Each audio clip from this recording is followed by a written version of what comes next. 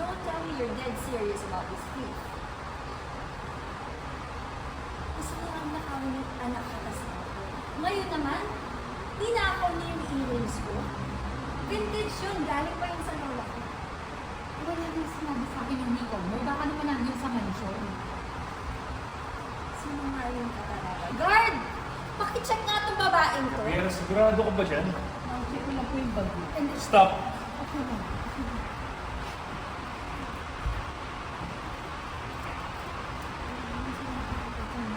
Oh, kita ka. Pabango.